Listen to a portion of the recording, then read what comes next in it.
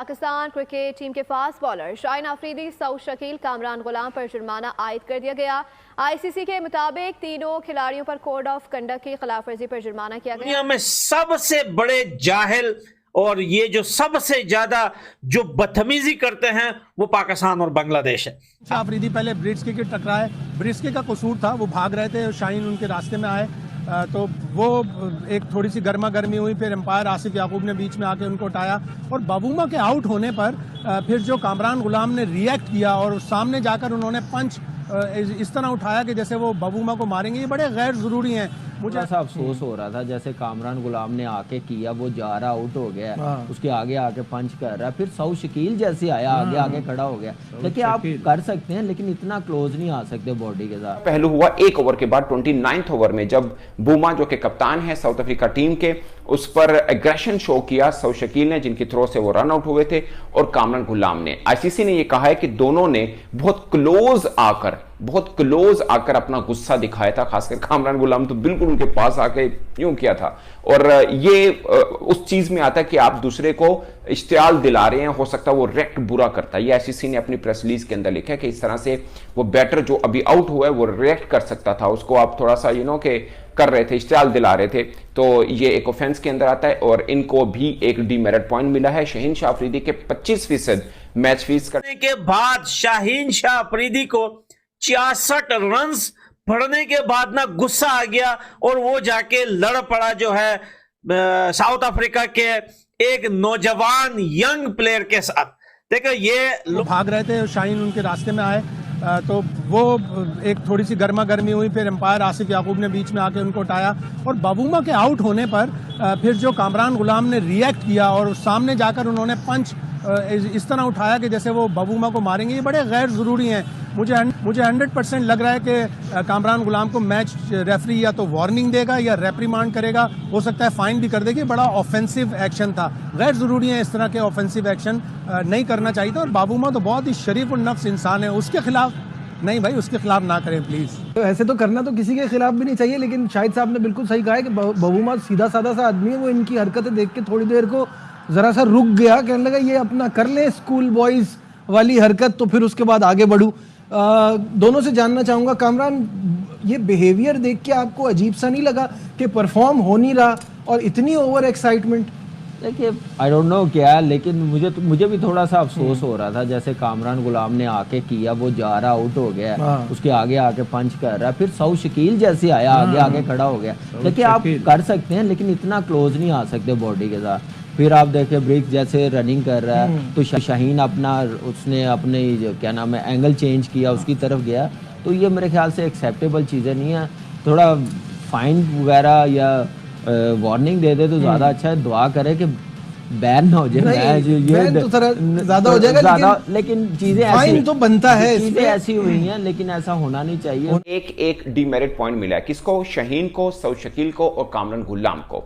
Level 1 का offence था क्योंकि इनके पिछले 24 माह में आईसीसी का रूल ये होता है कि 24 मंथ में आपका कोई अपने ऑफेंस पहले किया तो नहीं, यानी कोई आपको जुर्माना या कोई इस तरह की गैर मुनासिब रवैया आपने अपनाया हो, अगर हुआ हो तो फिर लेवल 2 का ऑफेंस भी लग सकता है। बट अब लेवल 1 का ऑफेंस लगा था। 24 माह के गैप के अंदर तीनों पाकिस्तानी क्रिकेटर का कोई और ऑफेंस था नहीं, इसलिए लेवल 1 का ऑफेंस लगा और एक डीमेरिट पॉइंट मिला उनको। अगर 4 डीमेरिट पॉइंट मिल जाए तो आपको एक टेस्ट मैच या 2 वनडे मैच के ऊपर उसकी पाबंदी लग सकती है, नहीं लग जाती है आपको।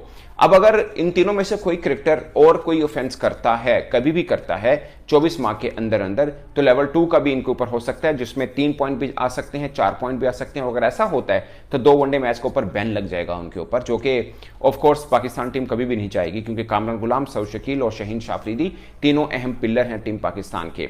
तो अब इन्हें अपने रवैये के एतबार से बड़ा मुहतात होना पड़ेगा, खासकर शाहीन शाह अफरीदी क्योंकि फास्ट बॉलर है, फास्ट बॉलर में एग्रेशन होता है। मगर इनके लिए एक अजीब सीन है पाकिस्तानी क्रिकेटर के लिए, इन पर तो इल्जाम ये आता है कि ये बड़े मम्मी डैडी क्रिकेट खेलते हैं, ये एग्रेशन नहीं दिखाते। अब दिखाया, जुर्माना हो गया। तो हुआ क्या, 28th ओवर था जब मैथ्यू ब्रिस्के को वो रन ले रहे थे, तो शाहीन शाह अफरीदी उनके रास्ते में आए, फिजिकल इंटरेक्शन हुआ। तो आईसीसी के रूल के मुताबिक आप किसी भी क्रिकेटर को, किसी भी मैच ऑफिशियल को, किसी भी रेफरी को, इवन के स्पेक्टेटर यानी क्रिकेट फैन के साथ भी आप फिजिकल नहीं इंटरेक्ट कर सकते हैं। तो शहीन शाह अफरीदी ने ब्रिट्सगे के साथ किया। इसके ऊपर शहीन शाह अफरीदी ने प्रेस कॉन्फ्रेंस में, मैंने उनसे सवाल भी पूछा, उन्होंने क्या जवाब दिया उसके ऊपर हम बाद में आएंगे, बट ये हुआ 28 ओवर के अंदर।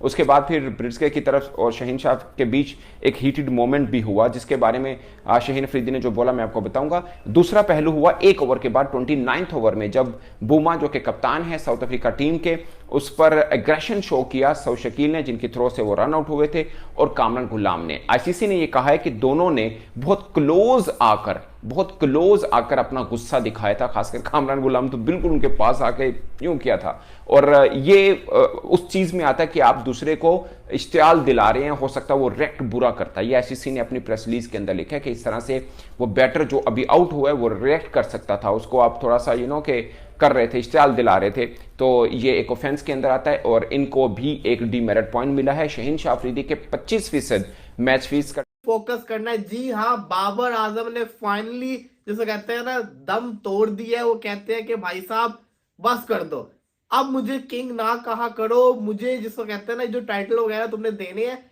ये तब देना जब मैं क्रिकेट को छोड़ दूंगा। बाबर आजम आपको पता है कि आउट ऑफ टच हुए हुए हैं, जब अंदर आते हैं तो किंग किंग के नारे लगते हैं, फिर बाद में जब वो आउट होके जाते हैं तो लोग कहते हैं किंग कब करेगा। बाबर आजम फ्रस्ट्रेट हो गए। देखो बात तो सिंपल सी है, उसने तो नहीं ना कहा था कि मुझे किंग कहा करो, लोगों ने खुद कहना शुरू किया था ना। इतना बड़ा उसको टाइटल दे दिया कि वो मेंटली जिसको कहते हैं ना प्रेशर के अंदर आ गया हुआ। क्या उसने खुद ही बोल दिया कि मुझे ये कहना बंद कर दो? इससे पहले शादाब ने भी ये कहा था कि बाबर को मत कहा करो। ये हसन अली का जिसको कहते हैं ना एक लाइन थी, जिसके बाद से बाबर आजम बेचारे पे इतना प्रेशर आया कि वो आउट ऑफ टच ही हो गया। हसन अली ने बोला था किंग कर लेगा, उसके बाद से लेके अभी तक बाबर आजम पे सब कुछ चल रहा है। लेकिन बाबर ने कल कराची के स्टेडियम के अंदर मीडिया से बात करते हुए साफ साफ कह दिया कि भाई साहब ये बात है, ना कहा करो मुझे कुछ। लेकिन सवाल ये आता है क्या लोग रुकेंगे? देखो बात बताओ सिंपल सी है, बाबर तो दिलों का बादशाह है। लोग किसी के कहने पे थोड़ी उसको किंग बोल रहे हैं, लोग तो खुद से उसको बोलते हैं। लोगों को क्योंकि वो पसंद है, वो अगर एक 50 भी करेगा तो लोग वापस से शुरू हो जाएंगे। अभी तो लोग दुखी हैं, नाराज हैं कि वो रन्स नहीं कर रहा। दी मोमेंट उसने रन्स किए तो लोगों को कोई नहीं रोक सकता, क्योंकि वो दिलों का बादशाह बना हुआ है ना। तो बात सिंपल सी है, बाबर आजम के बल्ले से रन्स चाहिए, बाबर आजम को सब चीजें बोलनी पड़नी है। रिजवान ने बड़ी अच्छी बात की थी।